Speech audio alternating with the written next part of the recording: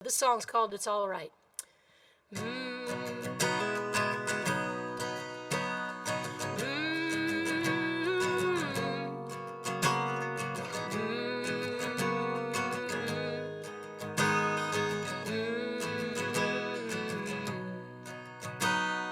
Oh, troubles come, oh, troubles go.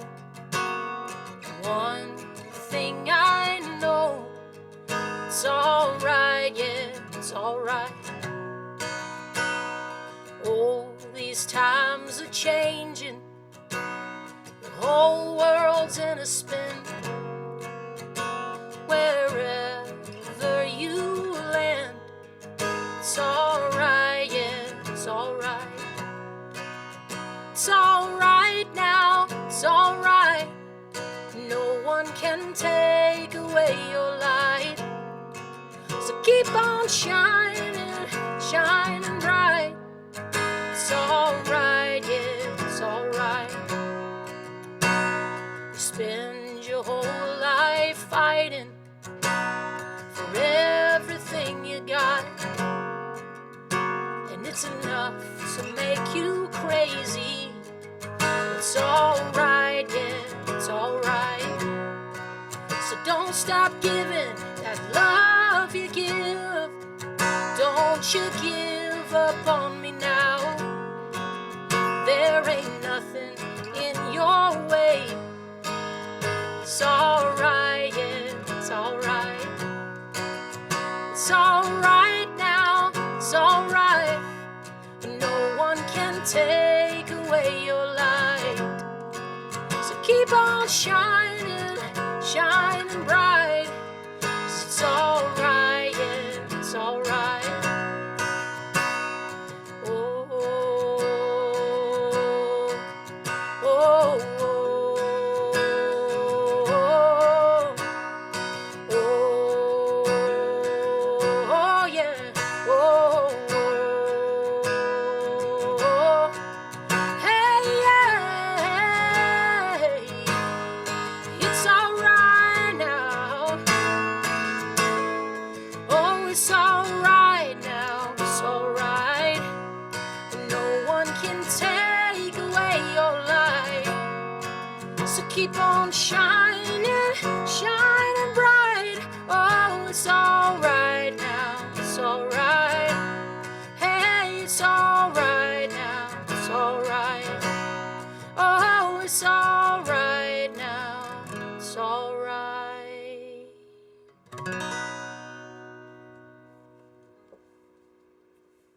Thank you very much. That is so awesome. And Thanks. My dog's just Gracie kind of comes in and out, so back here. she's welcome as long as she doesn't pull that microphone cord. She's all good. She's pretty smart, but not that smart. Yeah. But thank you, Garrison, for sharing a little bit about your spiritual story, which a lot of us share a similar experience of having left maybe the spiritual centers or churches that we were in and maybe wandering, and somehow guidance brought us to this place. You know, there are very few people that I know that were actually born into what we call this new thought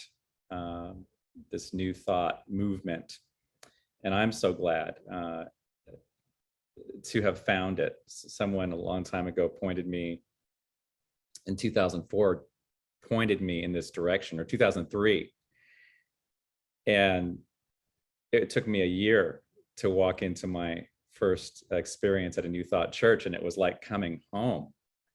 But the little steps that it took, the little signal posts and signs along the way that it took me, meet this person and then meet that person and meet that person, and then that person is going to change your life. And that's just a part of guidance, isn't it? So I am going to talk about guidance today. And, you know, this ties a lot into many other topics. It ties into trust. It ties into surrender. It ties into the first principle of understanding that the God of our understanding is all there is. And so you'll begin to see that even though we don't have monthly themes, we have an annual theme, which is seeing through new eyes. And that's the goal of what we're trying to do, is offer different lenses of looking at the world and looking at ourselves until we grow more wise and smarter, and build our relationship with that God of our understanding. So I wanted to share a few stories about spiritual guidance and how that makes itself available to us. And I thought about this talk during David Alt's workshop this week. He said something that reminded me of an interview that Michael Beckwith did with Panache Desai, who I think is part of the Chopra organization. So Michael Beckwith was in Costa Rica a number of years ago with his daughter, and he loved to swim in the ocean. And that particular day, he drifted out too far. He could barely see his daughter on the shore. The shore was getting smaller and smaller because he found himself caught up in a riptide. And soon he found himself struggling to get back to shore. And isn't it amazing how quickly that can happen, where all of a sudden we find ourselves in this situation of struggle? And he remembers swimming from side to side, because I think that has to do with something about not getting caught in the riptide and making it back safely. But he was swimming side to side, and that took a lot of energy. He was getting very tired. He went underwater a few times, and he gulped in a bunch of water. And he thought to himself, gosh, if I don't get back to shore, there are going to be a lot of disappointed people in my life, disappointed in me. And he scanned his mind at that point to see if he had a premonition of death, because in his mind, it would have come to him as a prophecy if he were supposed to die. But he knew right then and there it was not his day to die. He kept swimming. He was very tired. He decided, no matter what, no matter how tired I get, keep going. He spontaneously yelped out for help. He said to himself, I need some help here. And then he said, I'm available. I'm available for help.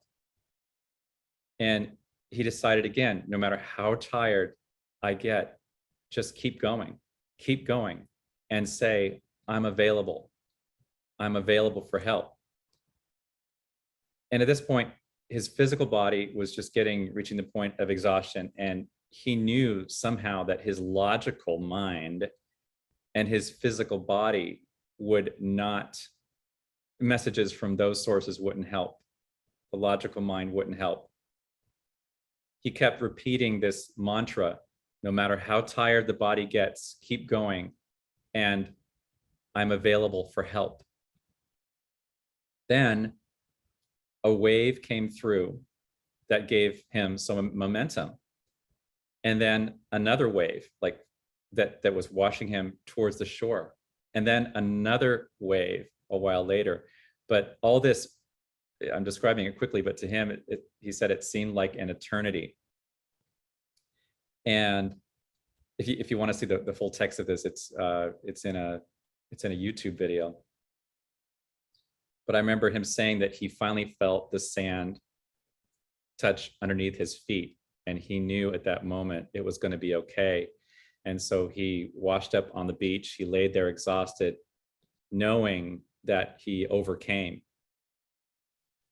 And not long after this trip, he saw a spiritual teacher of his, and that teacher told him that an archangel responded through those three waves, saying that, you see, the archangels, for those of you who have taken angel classes or workshops, the archangels don't intervene unless you ask them for help. But once you ask for help, then you signal that you're open and allowing them to do this, allow them to help you, and that you're open to guidance or insight, whatever form it comes from.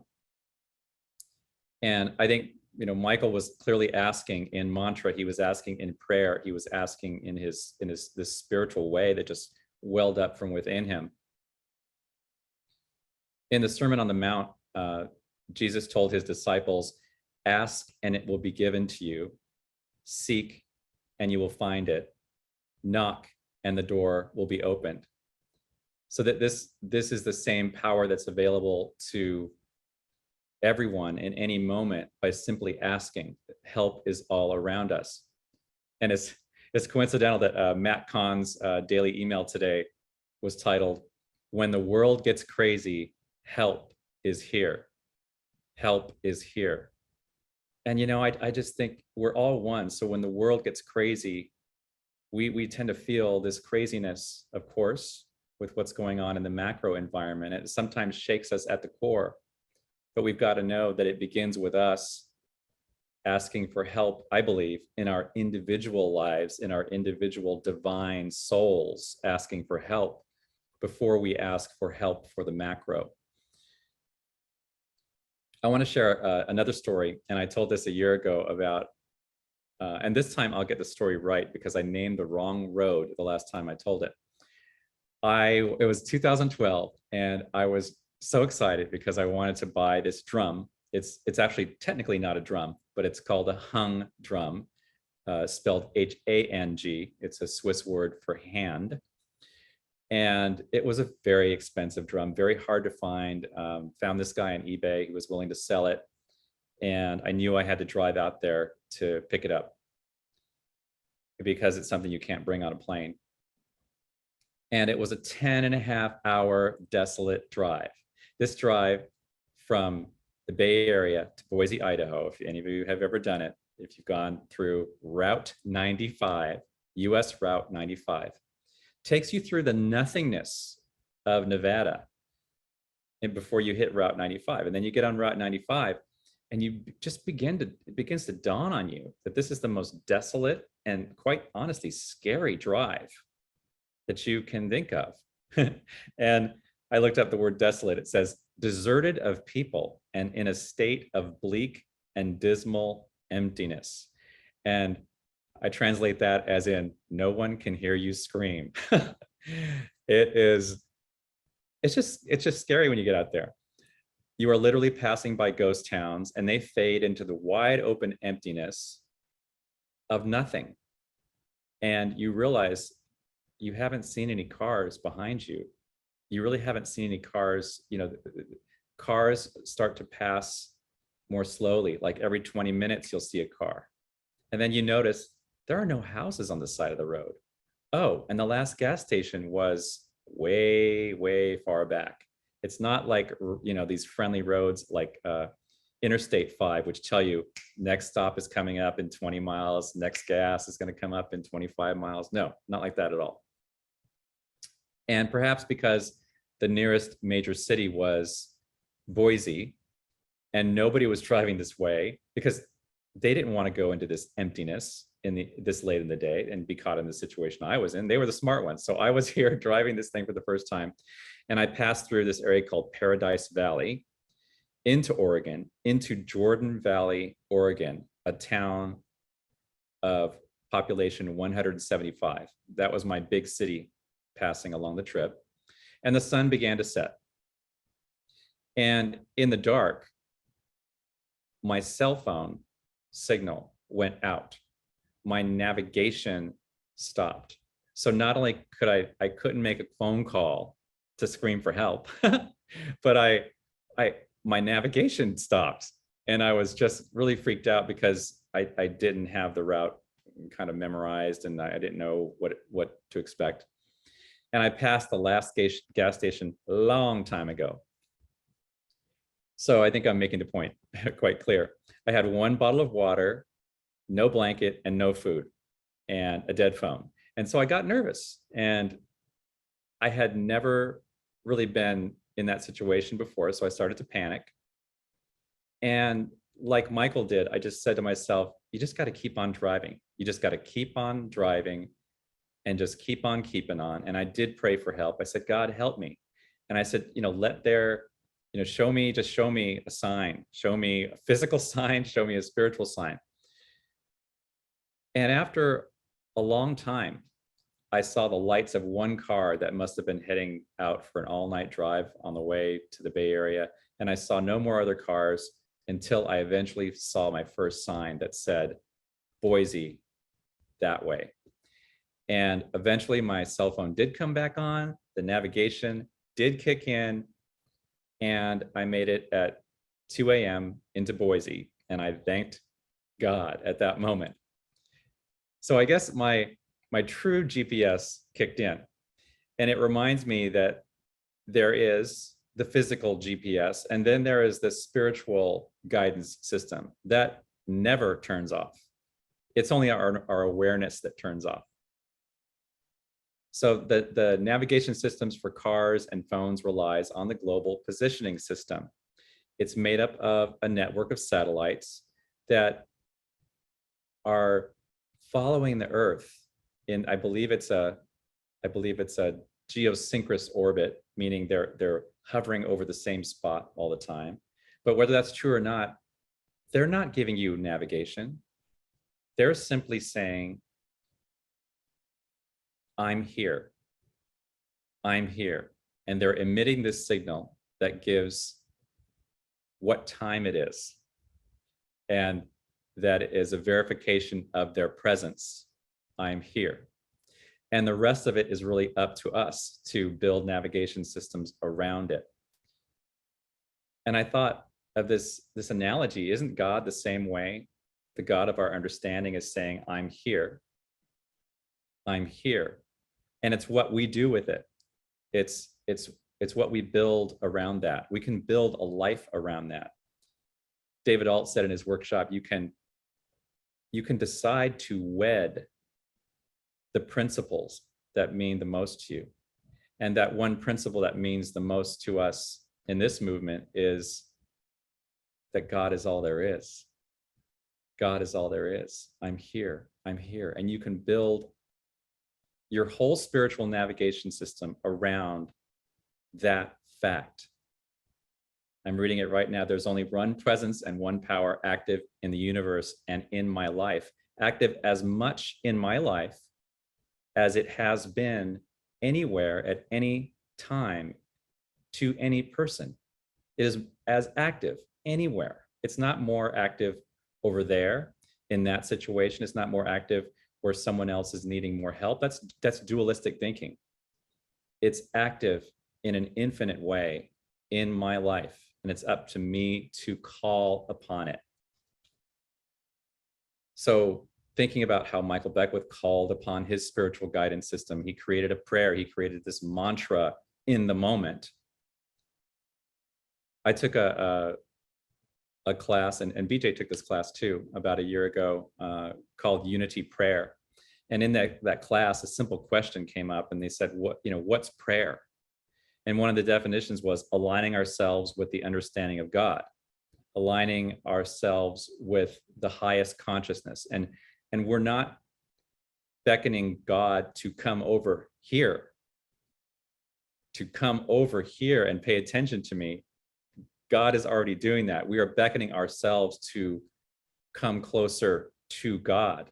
And that happens to be an irony, because God is already inside of us. It's just exposing and undiscovering the realization and uncovering the realization of our own divinity day after day.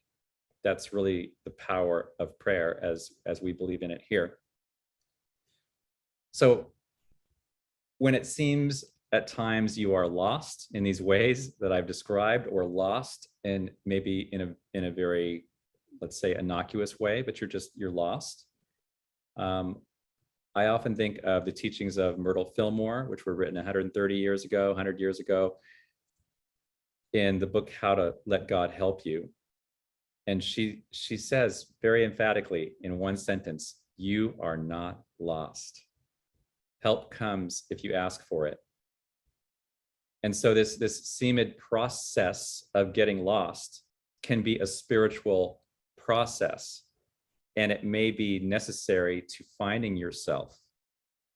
This getting lost is a spiritual process, so you can find yourself as you never had before. So you can't always see where you're going.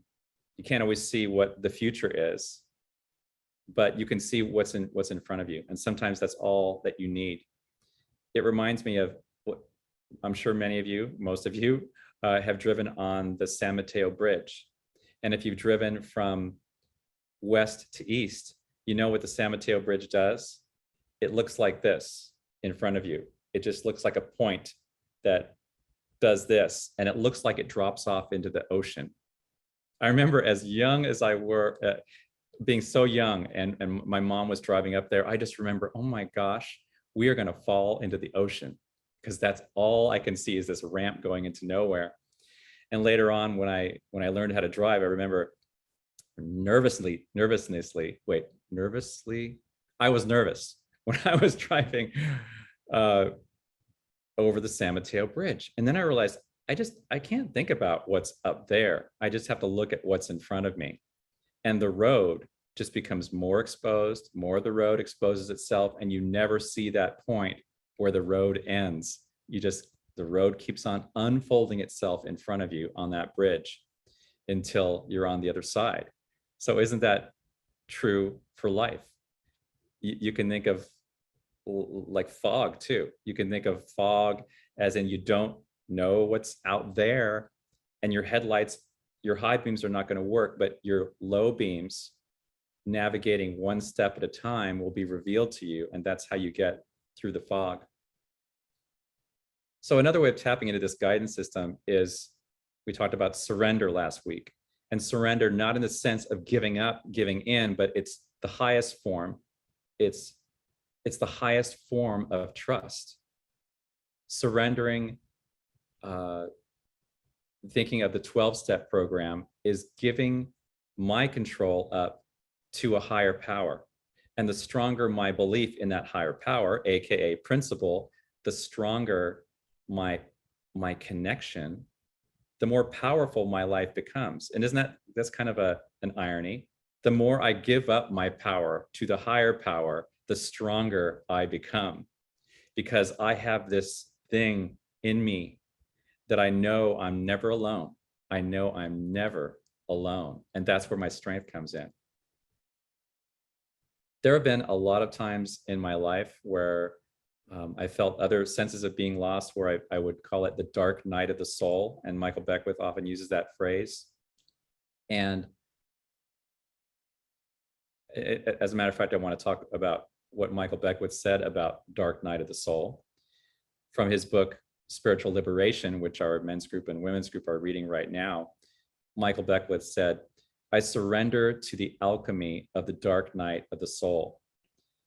I give my consent to its transforming touch, and I am patient in the midst of my discomfort. I am open, receptive, and I resist not. Even now, I sense the soul activity taking place within me, and I am grateful for it. So I surrender to the alchemy of the dark night of the soul. And this alchemy word is that something in me is changing. The spiritual change brings about a physical change. This is another word that's used a lot in New Thought. And I think it means that the dark night is there for us. It's there for us. It's not there against us. It's there somehow for our spiritual transformation. So when we feel lost, perhaps it's really a sign that the great next thing is emerging. I was thinking about, the saints and sages that have gone through this feeling, this alchemy, this dark night of the soul.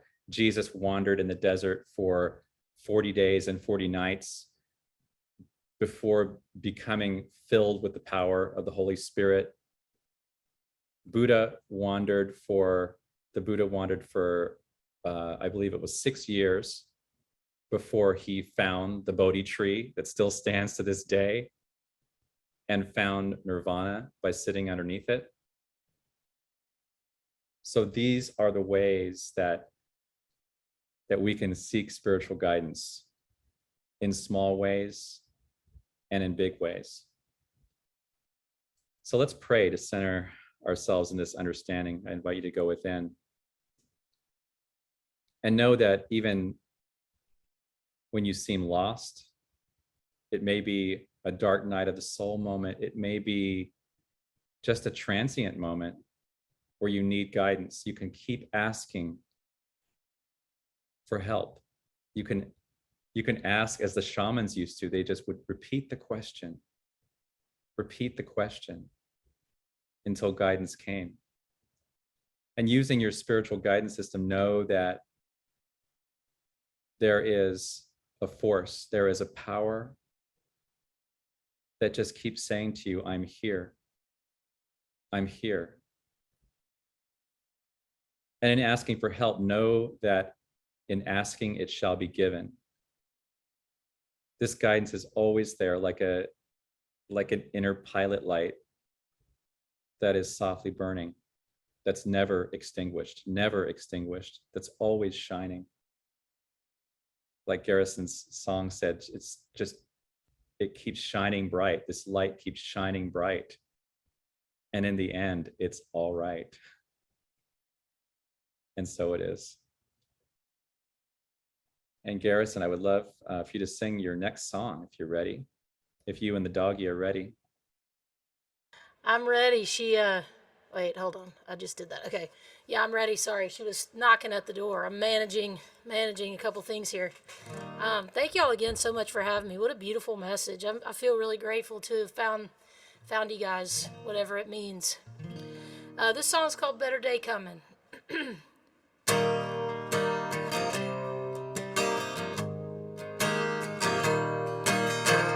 I've seen more than I want to see. The people I love turning on me. But I know there's a better day coming. I've been dreaming that one fine day all my troubles gonna fade away. And I know there's a better day coming. Whoa, whoa, a better day coming. Feel free to sing if you want. Whoa, whoa, a better day coming. Well, no anger, no bitterness can fill the hole inside my chest. Too long have I been running. Ooh, that blue horizon ain't far away. Now hear it calling out my name. And I know, yeah, there's a better day coming. Whoa, whoa, a better day coming. Whoa, whoa, there's a better day coming.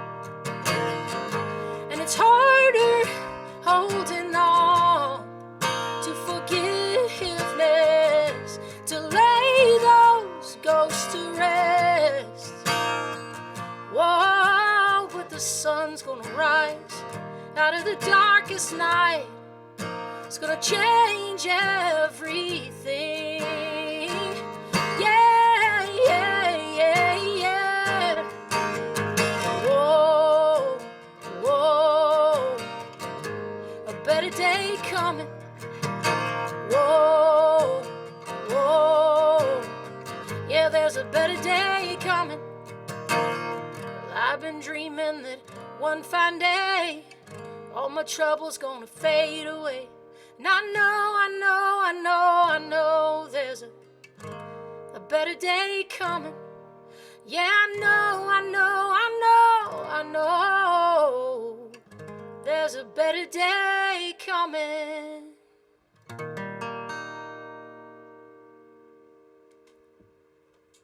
Thank you. That is, oh, I love that song. Oh, thank you so much. Thank you. You know, I was going to put the other song at the end of service, but I'm wondering, do you need to like do a capo or a change to make it happen? No, you want to do that now? Yeah, do you want to tell us about, I don't know, just tell us about any of the songs or about your tour or anything. Oh, go, thank you. Well, it's interesting. I love the way the universe works, and I'm definitely in a spiritual transition. I mean, long story short, I grew up in evangelical Christianity, and from a very young age, sorry, I've got a frog in my throat today. I don't know what. I've got some allergy stuff happening. Anyway, from a very young age, I knew that I was gay. And I grew up in Northwest Mississippi, and, my parents are super conservative evangelical Christians, especially my mom. And just from a young age, I heard the way they were talking about people, and I've been very aware since I was young. And I guess when you are an other, or you have that awareness that something's different about you, that you become aware because you have to be safe. You have to survive. You have to know where all the exits are. You got to know what people are saying because, who's safe and who's not safe. So I learned from a young age that being who I really was going to be impossible in my community. So that's an anxiety that I've always carried with me, and when I was in college, I was outed, and then I was made an example of by being told, we're going to give you tough love till you repent of your sin of being gay. So, like, as you would imagine, I was like, well, I'm not coming back to this group. I see where I'm not wanted, and it has been a great source of anxiety for a long time, being in this spiritual no man's land, because I realized, and you talked about 12-step stuff, it's like I've been in and out of Al-Anon for many years, and I've learned so much in that program. I love that program, but I never could get past the third step in the steps, because I was like, well, I don't I don't think I have permission to redefine God, because the God of Job and the God of the Old Testament, the egotistical God who had to be the man, and he got to kill his son so that you could be loved. I was just like, what is this? So I couldn't subscribe to that, but then I'd never felt free enough. Like I didn't think that I had permission. So, but all along I've had this inkling, I've had this belief in my heart that, what they're saying doesn't make sense to me. I can't imagine that God would be this way. And by the way, like, this Jesus dude sounds pretty rad, and y'all are not acting like that. That's not what he's saying. I don't get it. So it's been a process for me to feel like I can have a spiritual life without having to change myself to be a part of a group that is disgusting to me anyway, that I'm not going to do that. Also, I know I like myself, so there's just always been a rub. So it was a blessing to receive David's email, because I've made this new record called Garrison Star and the Gospel Truth, and they're all gospel inspired songs, and I call them Swamp Gospel Hymn for Humans and Hymns for Humans. And so we're looking for a home for the record, so that's still a process, but it's been really cool. Like, one of my manifestations and one of my prayers was, and my ideas was like, how do I get this music out there without doing it in this traditional way of, like, the way the music business works. And I've been doing that for 25 years. You get signed to a label, and then you throw it against the wall and you see if it sticks and blah, blah, blah. But this music, I know it connects with people, because we all have this need to be connected. And I love what David said in your talk, man. I just about us all being connected and how beautiful that is. And I know that the message of love and spirituality is a connected message, and the message of God is a connected message. And so anyway, to receive that email was like, okay, I'm open. I said I was curious, and now you've shown me that there's a potential pathway into something different and new, and in a way to be a part of a conversation that feels loving and that feels bigger, quite honestly, than evangelical Christianity and any of those limiting ideas and beliefs, that I just feel like doesn't even make sense when you're describing God. I mean, it doesn't even make sense. So, this song I was going to play you guys. So the other two songs that I played are definitely on the new record that's going to be coming out. Hopefully we'll release something by the end of the year, but both of those songs have been in a couple of TV shows, and they've been in a couple of films, and so they're available. Well, no, It's All Right's not available, but Better Day Coming is on Spotify if you liked it and you want to check it out. But this next song is going to play you guys is a gospel song I wrote for my late grandfather, my mom's parents. And actually, there was a funny story, if I can tell it really quick. And I talk a lot, so I'll make it quick.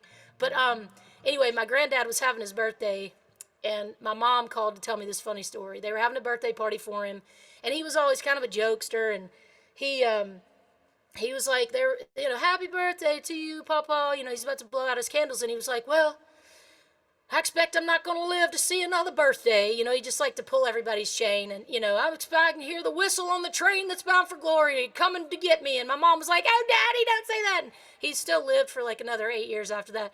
But she called and told me this story, and I thought it was really cute. So I wrote this gospel song for Pawpaw, and it's called "The Train That's Bound for Glory." So, all right. And y'all, thanks for listening to my story and having me today. It's been really special to be with you, and I'm very grateful.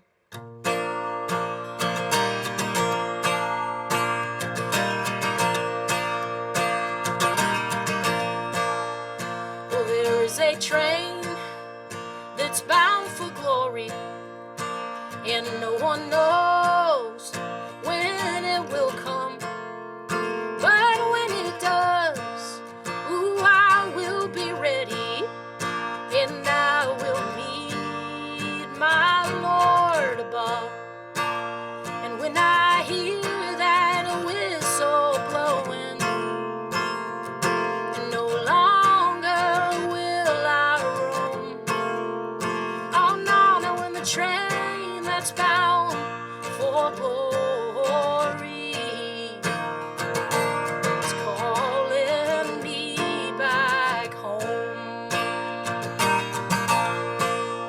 So many years that I have wandered, lost and alone, out in the dark.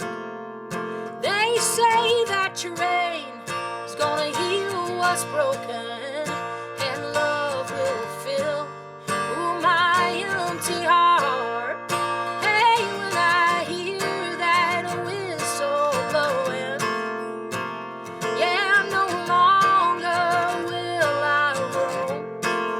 Oh, now when the train that's bound for glory is calling me back home, yeah, yeah. Ooh, ooh, yeah, yeah. Yeah, yeah, yeah. Oh, oh, oh. Well, I never learned to trust nobody, 'cause I was too afraid to be let down. But when that train comes calling for me, oh, I will lay all my burdens in the ground. Yes, I will. And when I hear that whistle blowing, yeah, no longer will I roam. Oh, now when the train that's bound for glory is calling